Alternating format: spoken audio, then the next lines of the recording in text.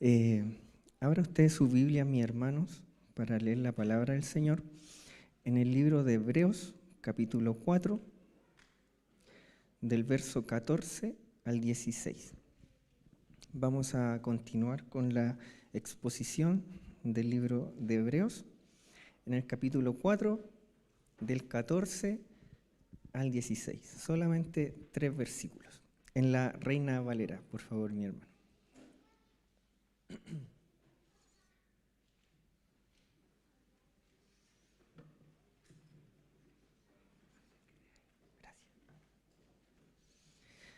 Bien, habiéndola encontrado, mi hermano, le daremos lectura a la palabra del Señor en el nombre de nuestro Salvador Jesucristo. Por tanto, teniendo un gran sumo sacerdote que traspasó los cielos, Jesús, el Hijo de Dios, retengamos nuestra profesión, porque no tenemos un sumo sacerdote que no pueda compadecerse de nuestras debilidades, sino uno que fue tentado en todo, según nuestra semejanza, pero sin pecado. Acerquémonos, pues, confiadamente al trono de la gracia, para alcanzar misericordia y hallar gracia para el oportuno socorro. Amén. Así como está mi hermano, vamos a hacer una pequeña oración. Inclina su cabecita. Gracias te damos, Señor, primeramente por la lectura de tu palabra. Señor, todo lo que hacemos en este culto, Señor, lo hacemos con solemnidad hacia ti. Señor, y le pedimos que en esta hora usted nos hable a través de esta palabra, Señor. Usa mis torpes labios, Señor, mis torpes palabras, Señor, para poder hablar tus grandes misterios, Señor. Y que tu presencia, Señor, podamos sentir en nuestros corazones. Que tu Espíritu Santo hable en nuestras vidas, Señor, por misericordia. Te damos gracias, Padre Santo, deme gracia para hablar y dele gracia a mis hermanos para oír. Se lo pedimos todo esto en el nombre de Jesús, nuestro Salvador. Amén. Bien, mis hermanos, como introducción, me gustaría analizar rápidamente las últimas predicaciones para entrar en el contexto de estos 3 últimos versos que hemos leído. Y veníamos hablando de que Cristo era superior a Moisés. Vimos como Cristo era superior a los profetas, Cristo superior a los ángeles y Cristo superior a Moisés.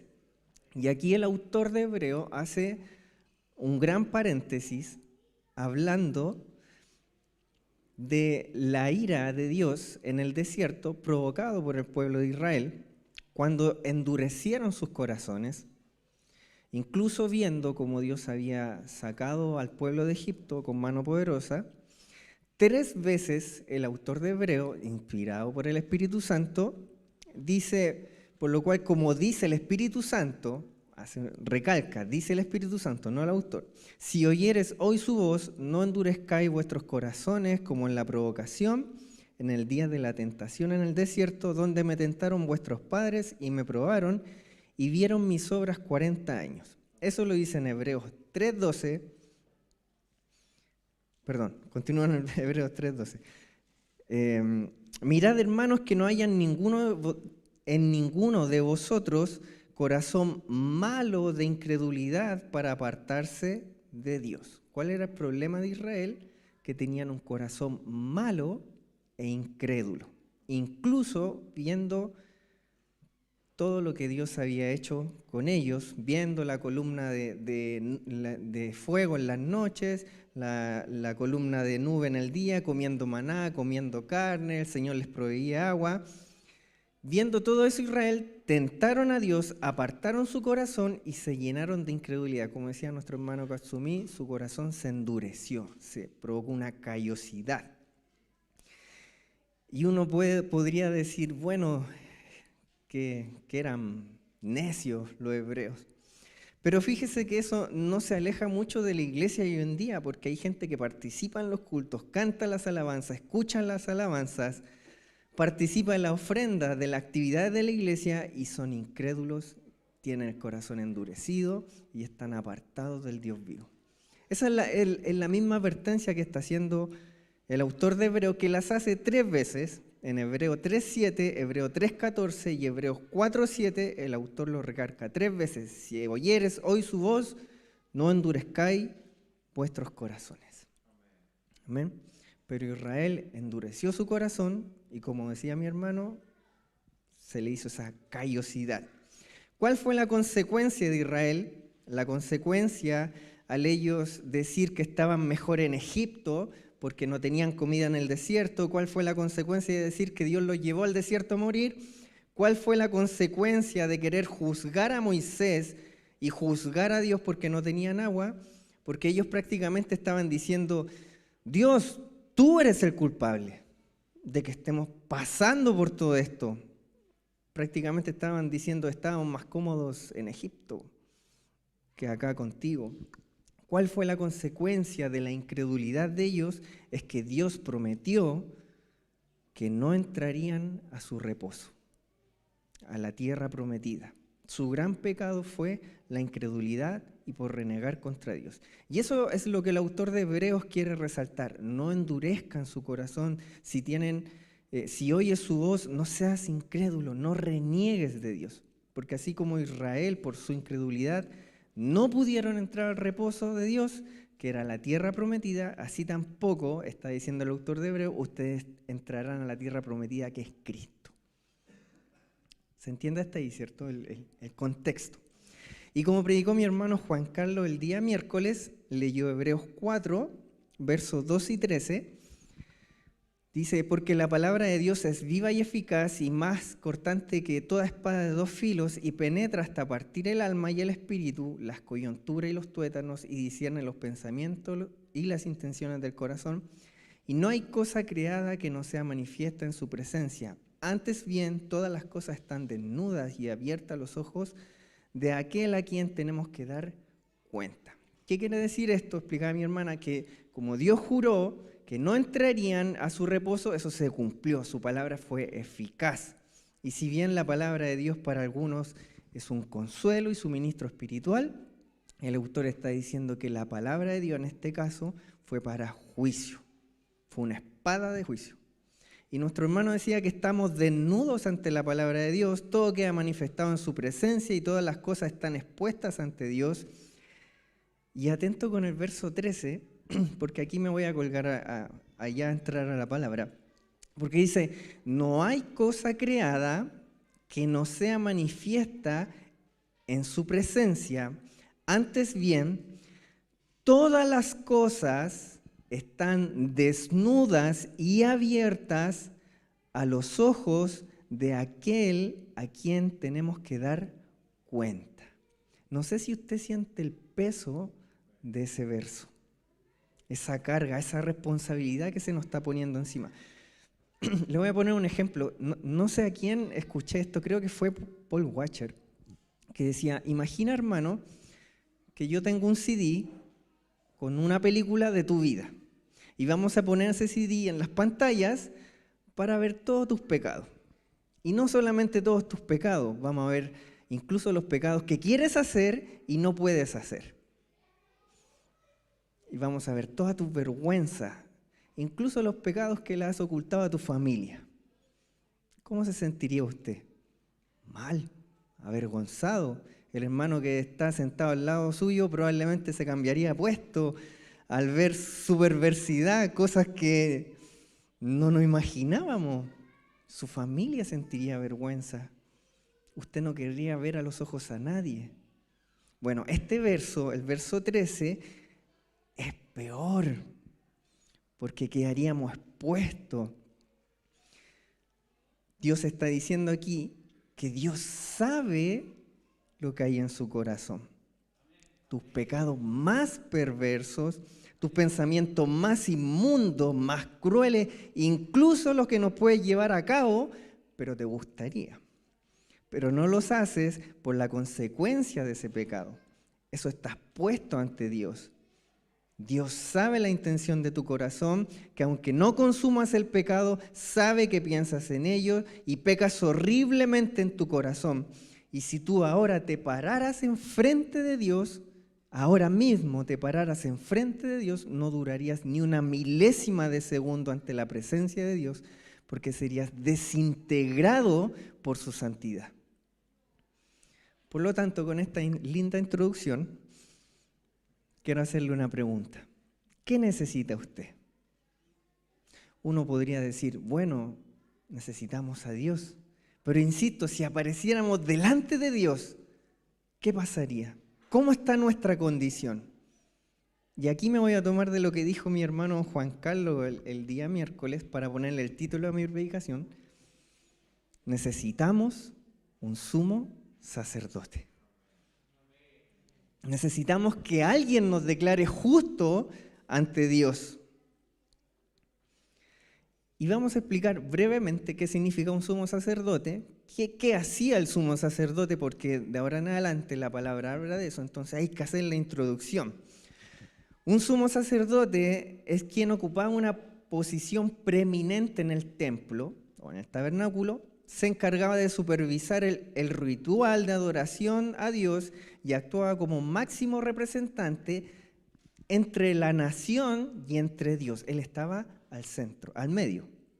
El sumo sacerdote era un oficio hereditario y normalmente de por vida, y aunque el sumo sacerdote no compartía algunos deberes con otro sacerdote, el sumo sacerdote era el único que podía entrar al lugar santísimo una vez al año cuando ocurría el día de expiación. Solamente el sumo sacerdote podía entrar. Y para esto mi hermano, le voy a pedir a mi hermano de transmisiones si me pueden ayudar, en el libro de Levítico, capítulo 16, vamos a leer del verso 1 al 25, pero hay versos que me los voy a saltar porque es muy larga la lectura. Pero si me puede poner la versión, la NTV, que es más simple el lenguaje, como no vamos a estudiar ninguna palabra, la verdad que no recomiendo esta versión para estudiar, pero sí para entender y más simple, más fácil, más coloquial. La Reina Valera lo titula aquí el día de expiación. Recuerda que en la mañana nuestro pastor habló de expiación limitada. Bien, este era el día de expiación. La NTV dice el día del perdón. Bien, así lo titula la NTV. Verso 1 dice, el Señor le habló a Moisés después de la muerte de los dos hijos de Aarón, quienes murieron luego de haber entrado y quemado un fuego equivocado en la presencia del Señor. Los pongo en el contexto. Los hijos de Aarón entraron borrachos al lugar santísimo para hacer un sacrificio y metieron un fuego extraño, como dice la versión Reina Valera. ¿Y qué pasó? Fueron consumidos, fueron quemados. Dios le dice a Aarón, no llores por tus hijos. Qué fuerte. Pero ellos fueron quemados en ese lugar santísimo.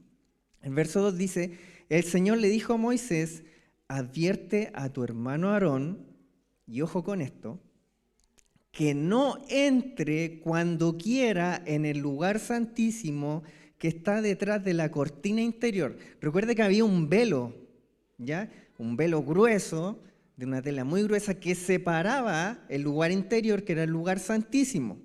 Que es lo que le está diciendo Dios a Moisés, que no entre cuando quiera el lugar santísimo que está detrás del velo, de la cortina interior.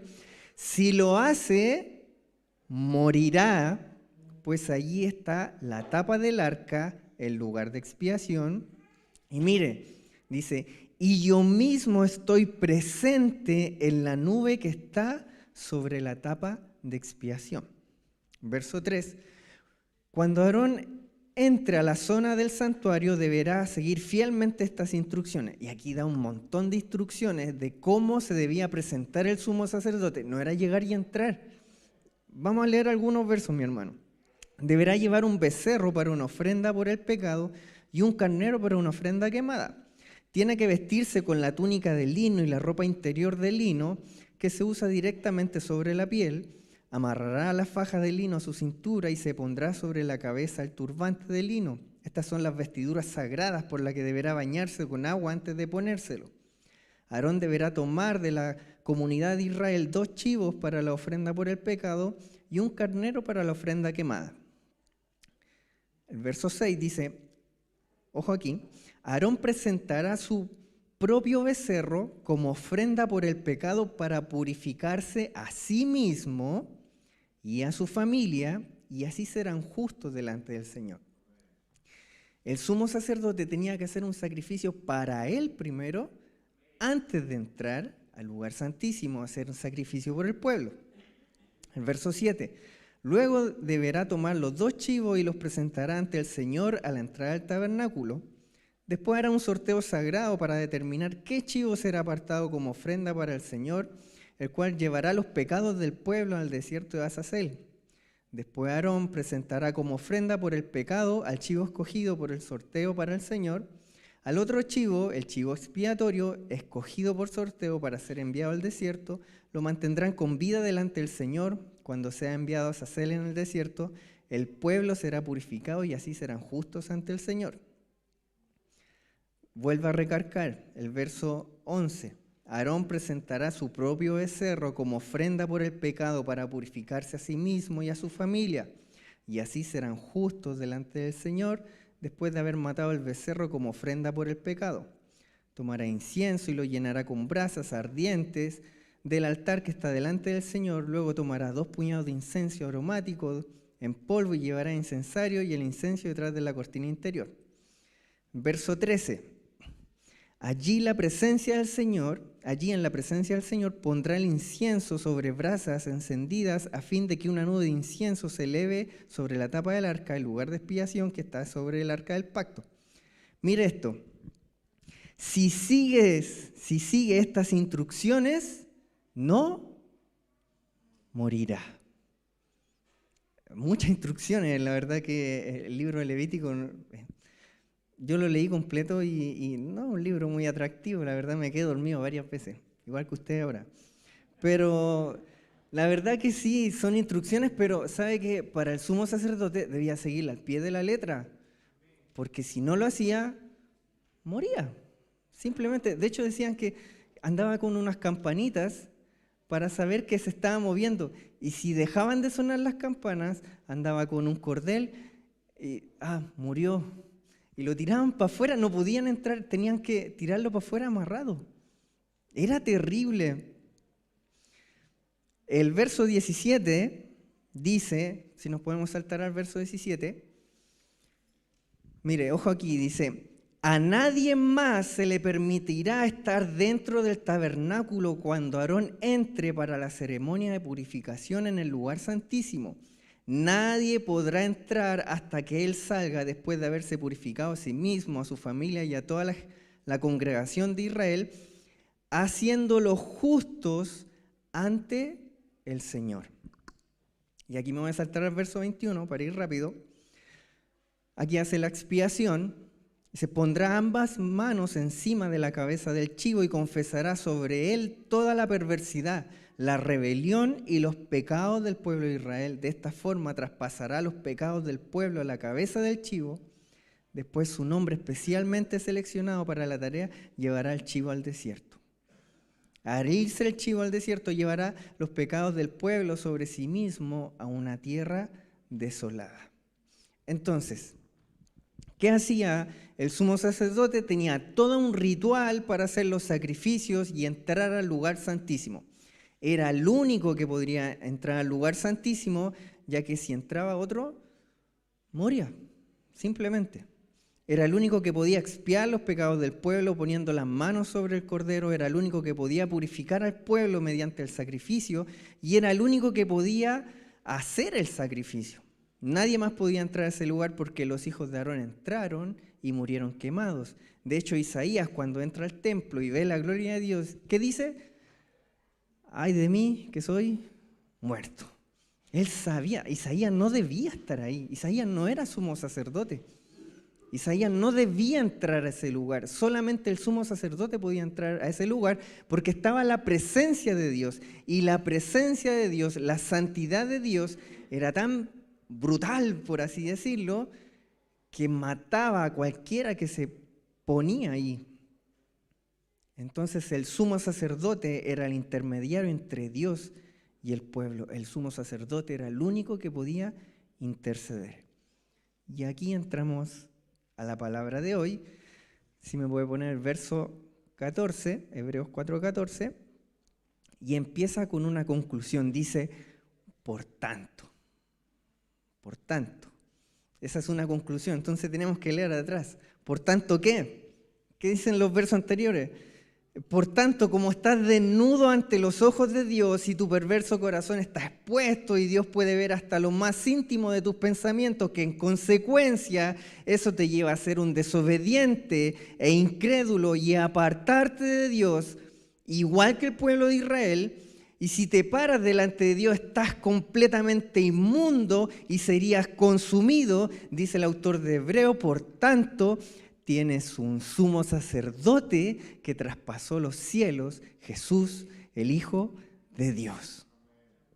Wow, hermano, eso es importante porque estábamos limitados, no podemos llegar al lugar santísimo. Y estamos desnudos y expuestos ante la presencia de Dios. Pero ¿qué está diciendo el autor de Hebreo?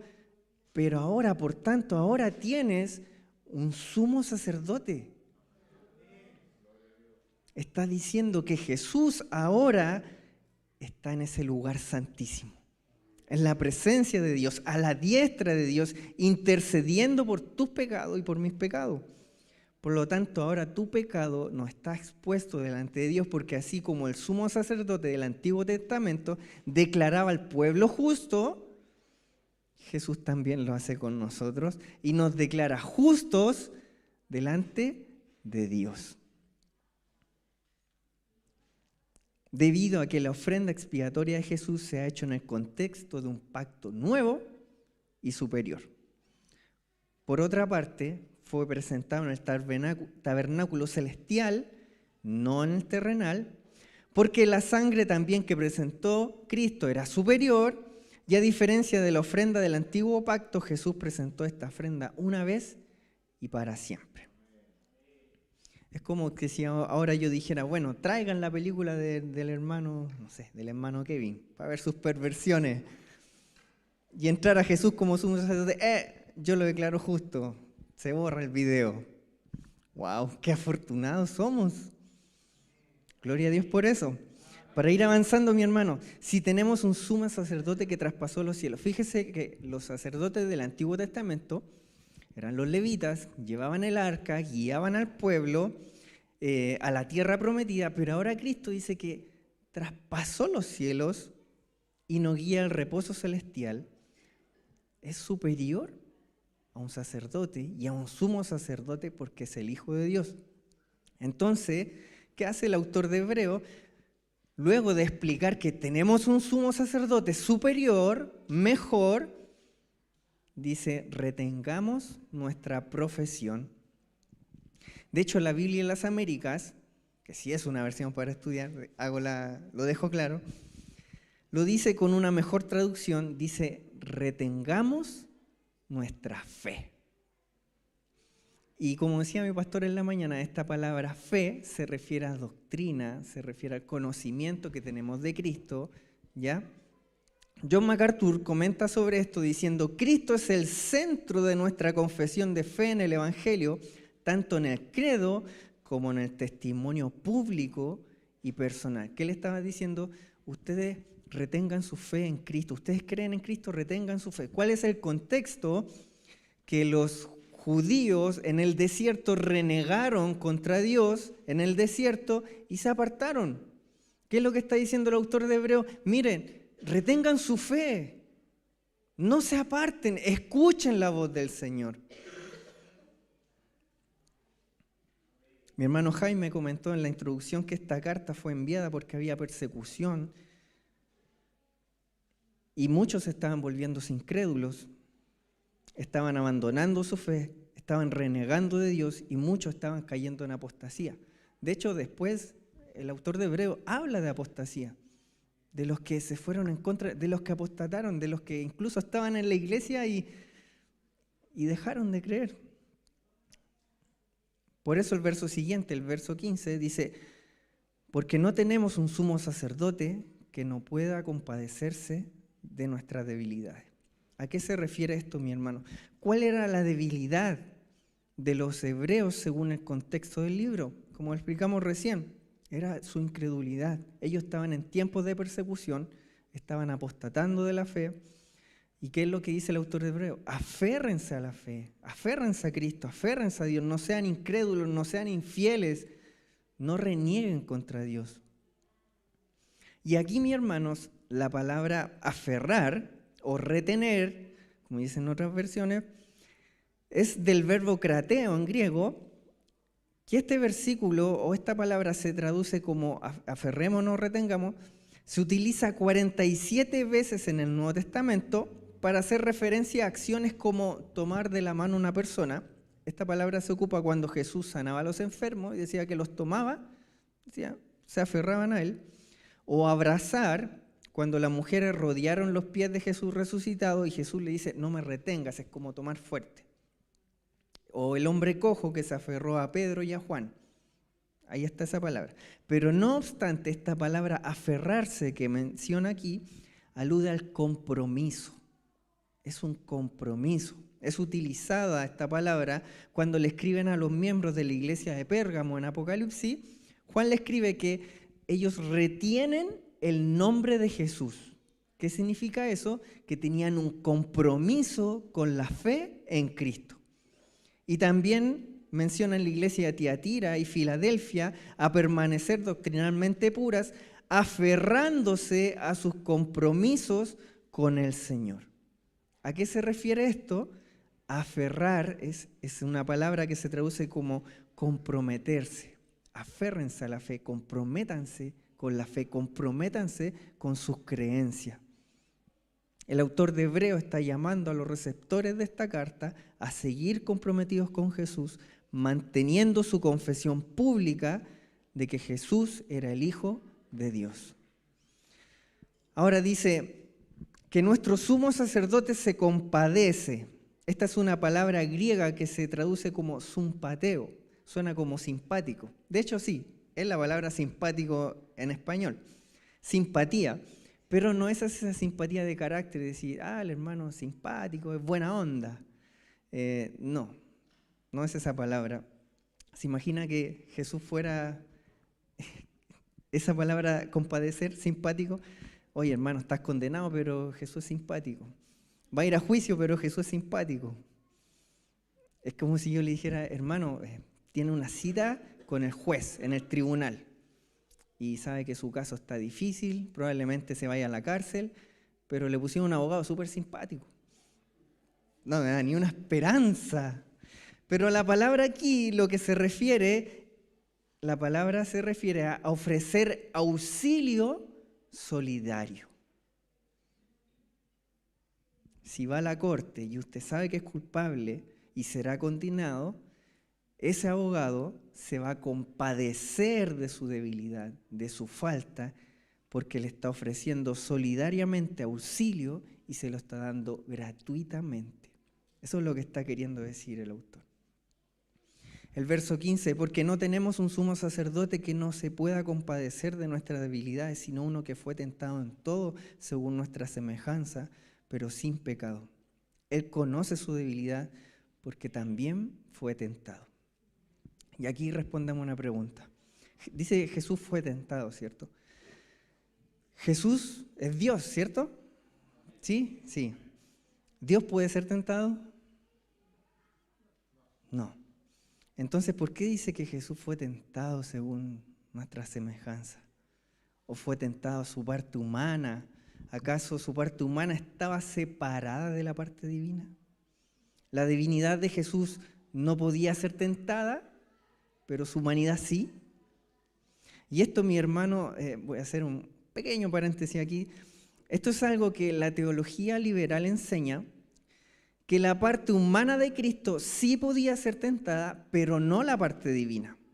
¿Y qué están haciendo ellos? Separan la humanidad de Cristo y la divinidad de Cristo en dos seres unidos en uno. El divino no puede pecar o no puede ser tentado, pero el humano sí puede ser tentado. Pero la teología reformada habla de la impecabilidad de Cristo. No habla de impecable de limpio, sino de impecable, de que no podía pecar. ¿Por qué esto? Porque cuando la pasión, lo vamos a explicar, porque cuando la pasión el deseo, que es la concupiscencia de nuestro corazón, es consumado, engendra el pecado. Y el pecado produce muerte. ¿Qué dice su palabra? Que cada uno es tentado de su propia concupiscencia. La concupiscencia, según el diccionario, son deseos materiales, en especial deseos sensuales o de ambición o de codicia. Es un deseo desmedido, un apetito gratificante y placentero para los sentidos. Por eso dice que cada uno es tentado de su propia concupiscencia. No sé, imagínese algo rico, una carne asada, no sé. A mí, esa es mi concupiscencia, mis deseos, pero a lo mejor no son los suyos. Usted tiene otro. Podemos tener deseos perversos en nuestros corazones. Y esos deseos, mi hermano, placenteros y gratificantes para la carne, van a salir en algún momento. Pero Dios no tiene esos deseos en su corazón. No hay concupiscencia en su corazón. Santiago 1, si puede poner por favor, Santiago 1, del 13 al 15 dice, cuando alguno es tentado, no diga que es tentado de parte de Dios, porque Dios no puede ser tentado por el mal, ni Él tienta a nadie. Se da cuenta que la tentación no es tema para Dios. Él no es tentado ni tienta a nadie. Eso no está dentro de su naturaleza. Verso 14 dice, sino que cada uno es tentado cuando de su propia concupiscencia, deseo del corazón, es atraído y seducido. Verso 15, entonces la concupiscencia, el deseo, después que ha concebido, da a luz el pecado, y el pecado, siendo consumado, da a luz la muerte. Vamos a leer estos mismos 3 versos en la versión NTV, si puede ponerlo por favor mi hermano. Dice, verso 13, cuando sean tentados, acuérdense de no decir, Dios me está tentando. Dios nunca es tentado a hacer el mal y jamás tienta a nadie. La tentación viene de nuestros propios deseos, los cuales nos seducen y nos arrastran. De esos deseos nacen los actos pecaminosos y el pecado, cuando se deja crecer, da a la luz la muerte. ¡Wow! ¿Cuánto hemos sido arrastrados por nuestros deseos de nuestro corazón pecaminoso? Ahora, ¿Dios tendrá deseos que lo conduzcan a pecar? ¿Que lo conduzcan a hacer lo malo? Es incluso una tontera preguntarlo, ¿cierto? ¿Jesús podía convertir las piedras en pan? ¿Tenía el poder para hacerlo? Claro. Pero no existía ese deseo en su corazón. ¿Qué está diciendo el autor? Satanás no lo pudo tentar, porque no puede ser tentado. Y déjeme explicarlo con 2 ejemplos. Adán, antes de la caída, era un hombre libre, ¿cierto? No había pecado antes de su caída. Él fue tentado a comer del fruto que estaba prohibido. La palabra dice que el fruto era agradable para los ojos, era codicioso. Él sintió el deseo en su corazón. Fue consumado el deseo, dio a luz el pecado. ¿Y qué dijo Dios? Si comen morirán. ¿Y qué pasó? Murieron. Pero ¿cuál fue la tentación? ¿El fruto o ser igual a Dios? ¿No fue el desligarse de Dios, el desobedecer, el no creer lo que Dios le había dicho, el hacer las cosas por su propia cuenta y renegar contra Dios? ¿De qué estaba disfrazada la muerte? El pecado de un deseo. Satanás, perdone mi lenguaje coloquial, no estaba ni ahí con complacer el hambre de Adán o el deseo de Adán, de comer esa fruta. No, él quería que se alejara de Dios. Esa era la intención. Segundo ejemplo, cuando Jesús fue llevado por el Espíritu al desierto para que Satanás lo tentara, ¿cuál fue la tentación? ¿Convertir las piedras en pan o desligarse de la voluntad de su Padre? Desligarse de la voluntad de su Padre. Satanás le dice, tírate del pináculo del templo. Eso era como para ahorrarse la cruz, hermano. Si los ángeles lo sostenían, todos iban a decir, wow, este es el Hijo de Dios. Y iban a creer, a lo mejor. Pero tenía que haber un sacrificio. Él no se podía desligar de la voluntad. ¿Qué hay detrás, mi hermano, de la cortina de la tentación? ¿Qué hay detrás del fruto de Adán, de las piedras que pudo convertir Jesús en pan? ¿Qué hay detrás de la mujer de tu prójimo? ¿Qué hay detrás del dinero que deseas? ¿Tú crees que el diablo quiere satisfacer tus necesidades? Eso lo dijo Sugel en una prédica últimamente. ¿Tú crees que el diablo quiere satisfacer tus deseos, por eso te tienta? No. Quiere separarte de Dios. Detrás de la tentación está la muerte, la separación. ¿Usted cree que Satanás ganaba algo con que Adán comiera el fruto? ¿O que ganaba algo con que Jesús convirtiera las piedras en pan? No, porque detrás de la tentación había algo mayor. La separación con Dios y renegar de Dios. ¿Pero qué ignoraba Satanás? Que Jesús era Dios y que Dios no puede ser tentado. ¿Por qué? Porque no puede separarse de la voluntad de su Padre, porque el Hijo y el Padre uno son. Es imposible que Cristo se separe del Padre porque es un Dios en tres personas. Él venció la tentación. Adán desobedeció, como decía un predicador, Adán desobedeció en el paraíso y Jesús fue obediente en el desierto. Eso no significa que si vamos a estar en el Edén vamos a obedecer, no. Adán desobedeció en el paraíso, Jesús obedeció en el desierto.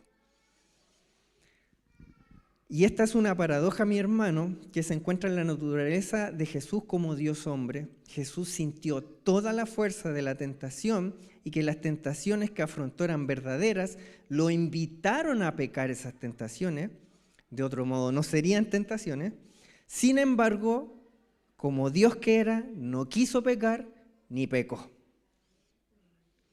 Ahora Jesús tuvo la experiencia de ser tentado, como leímos en Hebreos 2:17 y 18, dice, por lo cual debía ser en todo semejante a sus hermanos para venir a ser misericordioso y fiel sumo sacerdote, en lo que a Dios se refiere, para expiar el pecado del pueblo.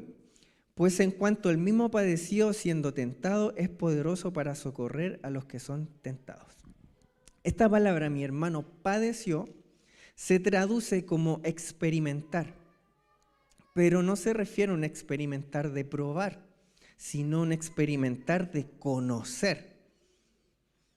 No significa que Cristo cayó en la tentación, ni que menos pecó, el autor lo deja claro, pero sin pecado. Y esto, mi hermano, es para nosotros la tentación. Cuando hablamos de tentación, nosotros inmediatamente lo relacionamos a pecados, porque somos tan débiles que si le ponemos la tentación al frente probablemente caigamos al tiro. Pero la tentación para nosotros es muy distinta que la tentación para Cristo. El deseo de convertir la piedra en pan, incluso si Él lo hubiese pensado, la piedra se hubiese convertido en pan. Imagínense, con tan solo pensarlo, y dice que tenía hambre. Parte diciendo, cuando Él tuvo hambre. Pero la tentación en Cristo le pasó por al lado, aunque incluso no era pecado tener hambre. Pero Él no quiso, Satanás no lo pudo hacer caer, porque Dios no puede ser tentado. Pero, ¿entiende la tentación? Sí, porque Satanás lo intentó tentar. Ahora, como Cristo agregó a su naturaleza el conocimiento de la tentación y como la entiende, sabe lo que nosotros sufrimos con una tentación. Por eso dice que se compadece de nuestra debilidad, nos entiende, nos auxilia. Y en el contexto que el autor se refiere, es que Jesús experimentó la tentación de tomar decisiones por cuenta propia y separarse de Dios. Lo mismo que le pasó a Israel. Estaban tomando decisiones por cuenta propia en el desierto y fueron incrédulos. Les faltó fe, se querían separar de Dios. Satanás, mis hermanos, tentó a Adán para que se separara de Dios. Satanás tentó a Jesús para que se separara de Dios. Y el autor de Hebreos está diciendo, ustedes no se separen de Dios, profesen su fe, retengan su profesión. Por eso en el capítulo 5 y 6 de Hebreos, más adelante el escritor comienza a hablar en contra de la apostasía y de los que abandonaron su fe. Incluso más adelante, en el verso 11, comienza a hablar de los héroes de la fe. En conclusión, el autor está diciendo, si ustedes se sienten tentados a abandonar la fe, de abandonar la iglesia, recuerden que tienen un sumo sacerdote que está intercediendo por ustedes y él sabe lo que es ser tentado en ese aspecto porque lo vivió, pero no pecó. Él lloró en Getsemaní orando a su Padre para que pasara la copa amarga. Cristo podía haberse ido en ese momento. Él sabía que venían los soldados a arrestarlo. Pudo haber huido, pero no lo hizo. Nosotros tenemos un sumo sacerdote que por su experiencia al haber sido tentado puede compadecerse de nuestras debilidades. Por lo tanto, lejos de ser ajeno por completo a nuestra experiencia humana, el Hijo de Dios, ahora poderoso y exaltado, se ha involucrado profundamente en nuestra experiencia con la tentación. No es que Jesús compartiera nuestra experiencia del pecado, el autor lo deja claro. Lo que sí compartió nuestra experiencia con la tentación. Un aspecto de la vida que muchas veces y con frecuencia y casi siempre a nosotros nos lleva a pecar. Porque no tenemos un sumo sacerdote que no pueda compadecerse de nuestras debilidades. Esta palabra compadecerse de implica compartir la exacta experiencia de otra persona. Se refiere a tener compasión de alguien hasta el punto de ayudarle porque tiene el conocimiento de la tentación. Dios no puede ser tentado, Dios no tienta a nadie, la palabra tentación está fuera de su naturaleza. Y el verso 16, mi hermano, dice, acerquémonos pues confiadamente al trono de la gracia para alcanzar misericordia y hallar gracia para el oportuno socorro. Ahora, el sumo sacerdote del Antiguo Testamento podía entrar una vez al año, pero ahora tenemos un sumo sacerdote superior y nos podemos acercar confiadamente, sin miedo a ser consumidos, sin miedo a quemarnos, y los hebreos no podían entender eso. Sproul dice, ahora tenemos acceso seguro a Dios, que es un privilegio reservado solo para los que han sido purificados de la contaminación del pecado por el sacrificio de Jesús. Romanos 5:1 dice, justificados pues por la fe tenemos paz para con Dios por medio de nuestro Señor Jesucristo. Eso es maravilloso, mi hermano. La palabra acerquémonos se traduce en un verbo en tiempo presente, lo cual indica que acercarse a Dios constituye un aspecto continuo de la relación del cristiano con Dios. O sea, es un acercarse constantemente. Bajo el antiguo pacto, la única persona que podía entrar a la presencia de Dios era el sumo sacerdote, que entraba al lugar santísimo solo una vez al año en el día de expiación. Bajo aquel pacto, la ofrenda sumo sacerdotal de aquel día conseguía el perdón del pueblo. No obstante, el acceso a la presencia de Dios, al lugar santísimo, seguía cerrado. O sea, el sumo sacerdote podía entrar una vez al año y el resto del año permanecía cerrado. Era súper exclusivo. Pero mi hermano, como dijo un predicador, usted está a 60 centímetros. Lo que mide su rodilla, la mía 30, soy más chiquitito. Usted está a 50, pongámosle, a 50 centímetros de relacionarse con Dios, confiadamente, cuando quiera, los 365 días del año, los 7 días de la semana, las 24 horas del día. no es solamente una vez al año, no es solamente en el día de expiación. Era el día de expiación, el día que los pecados podían ser perdonados. Usted se puede arrodillar ahora mismo y pedirle perdón a Dios por su pecado. Y espero que esto no se malentienda, mis hermanos, pero a mí de verdad, soy un pecador como todos nosotros, ¿cierto? Cada uno sabe, como se dice, a dónde le aprieta el zapato. Pero mi hermano, esa debilidad, ese pecado, es bendito, por así decirlo, porque nos acerca a Dios. Porque si no fuera por esa debilidad, si no fuera por ese pecado, tú serías un legalista a lo mejor. Sería un cristiano que confía en sus propias obras, serías un orgulloso. Pero esa debilidad, Cristo la entiende porque te lleva a humillarte en el trono de la gracia para alcanzar misericordia. Misericordia y gracia, como dice el verso, que acaban siendo una ayuda oportuna en el momento de debilidad.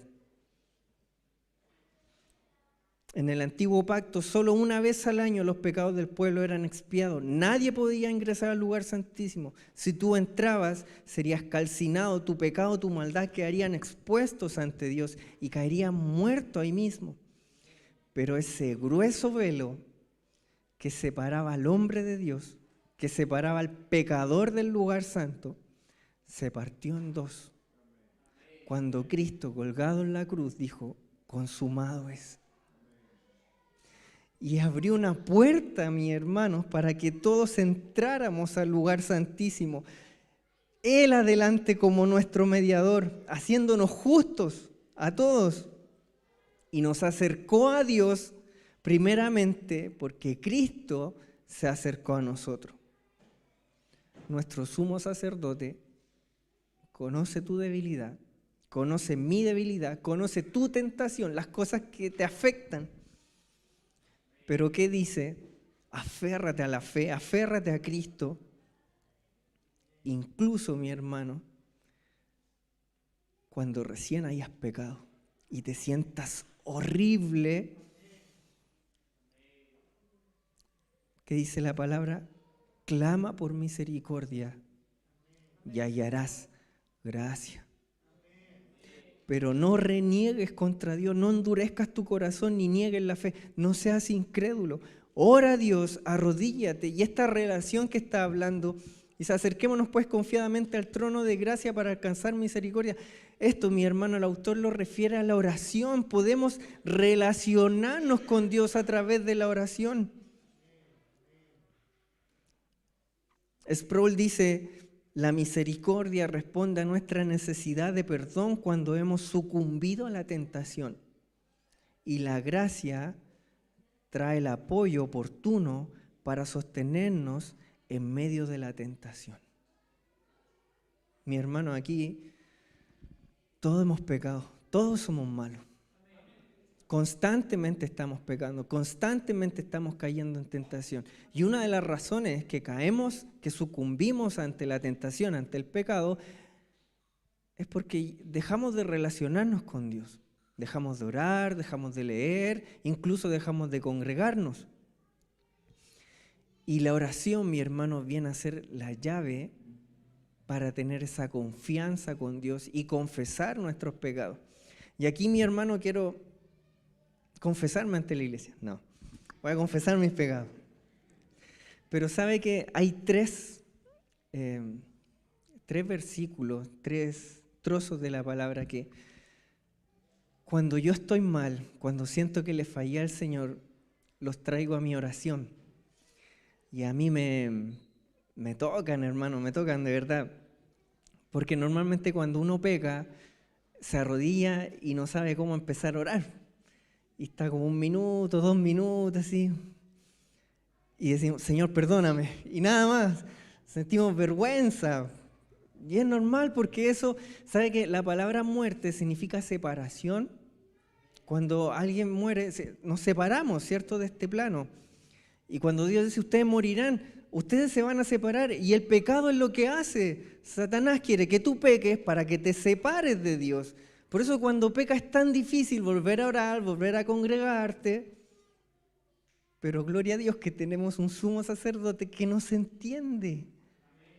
Nada más tú tienes que arrodillarte y confiadamente, dice, para alcanzar misericordia y hallar gracia para el oportuno socorro. ¡Wow! Es como que tu alma está mal ahí pidiendo socorro. Señor, pequé, tú me entiendes, tú fuiste tentado. Y mira, yo recurro a esto cuando siento que decepcionó al Señor, cuando me da vergüenza orar. Como le dije, se me vienen 3 pasajes de la Biblia y literalmente recuerdo a Pedro cuando ocurre esta pesca milagrosa.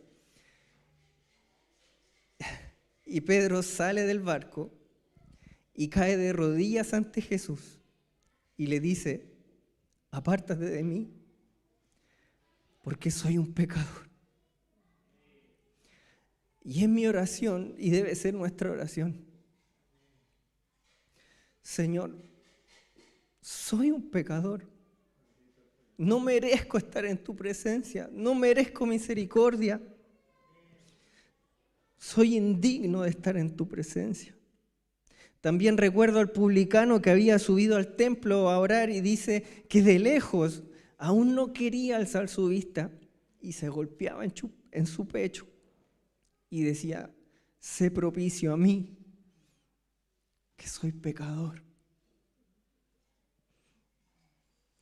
Y el que más me conmueve, mi hermano, el que más me llena y me constriñe, y la hice mía, así que no me la copie, es la del hijo pródigo. Caigo en oración, avergonzado y débil, y dijo, Padre, he pecado contra el cielo y contra ti. No soy digno de llamarme tu hijo. Hazme como al último, sin honras, pero manténme cerca de ti, manténme en tu casa. Mi hermano sabe que cuando entendí un poco más la palabra, sentí que mi vida de oración decayó. Y esa vida de oración es súper importante, pero sabe que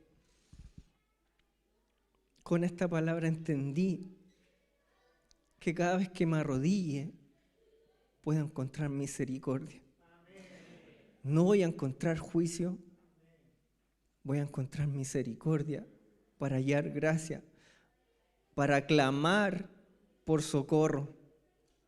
Siento que podemos ser sinceros con Cristo porque Él conoce nuestra debilidad. Él sabe que a veces queremos salir corriendo, sabe que somos débiles y sabe que no podemos, pero sentimos su misericordia y su gracia en el momento oportuno. Y recuerdo cuando Dios le dice a Pablo, bástate en mi gracia, porque mi poder se perfecciona en la debilidad. Pero hermano, el pueblo de Dios fue tentado a renegar contra Dios. Los hebreos fueron tentados de dejar su fe. A lo mejor tú eres tentado en tu debilidad, pero esta noche aférrate a la fe, aférrate a tu profesión, confía en tu sumo sacerdote y hallarás misericordia y gracia para el momento oportuno. Quiero terminar, mi hermano, con Zacarías 3, del 1 al 7. Y en este trozo de la palabra, mi hermano, podemos ver a Cristo intercediendo como sumo sacerdote, intercediendo, y también me llena esta palabra. Esta es una visión de Zacarías. Y usted póngase en el papel de Josué, de este sumo sacerdote. Zacarías dice, me mostró al sumo sacerdote Josué, el cual estaba delante del ángel de Jehová, y Satanás estaba a su mano derecha para acusarle. Ahí está usted, en el tribunal. Y dijo Jehová a Satanás, Jehová te reprenda, oh Satanás, Jehová que ha escogido a Jerusalén te reprenda, No es un tizón arrebatado del incendio. Un tizón es un trozo de madera, mi hermano, un palo, por así decirlo. ¿Qué dice? Que ese palo fue echado al fuego, pero fue arrebatado de ese fuego, arrebatado del incendio. Y Josué estaba vestido de vestiduras viles y estaba delante del ángel. Y habló el ángel y mandó a los que estaban delante de él, diciendo, quitadle esas vestiduras viles. Y él le dijo, mira, que he quitado de ti tu pecado y te he hecho vestir ropas de galas. Después dijo, pongan mitra limpia sobre su cabeza, y pusieron una mitra limpia sobre su cabeza, y le vistieron las ropas, y el ángel de Jehová estaba en pie. Ese es nuestro sumo sacerdote, mi hermano. Solamente, hermano, el autor nos está diciendo, aférrate a Cristo. No te sueltes, porque Él conoce tu tentación, conoce tu debilidad. Y si bien está hablando en el contexto de persecución, de no huir de la persecución, podemos aferrarnos a Él en nuestra debilidad. Y encontraremos misericordia, mis hermanos, y gracia en el momento oportuno. Póngase de pie, mi hermano, por favor, para orar al Señor.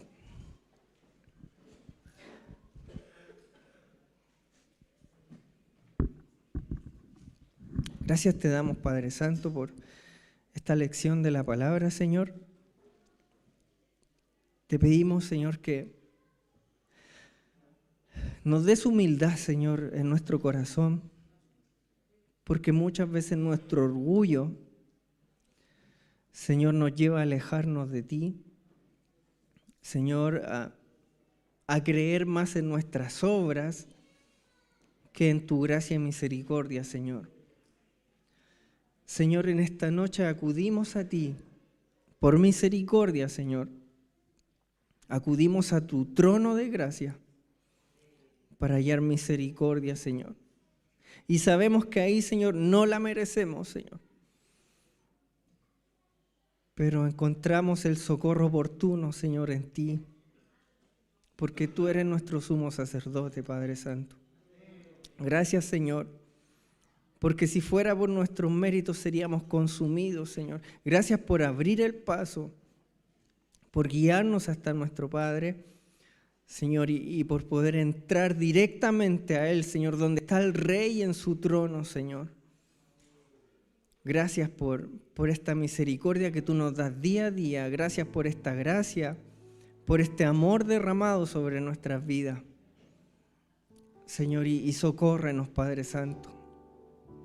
Señor, socórrenos de nuestros pecados, de nuestra concupiscencia, de los deseos de nuestro corazón.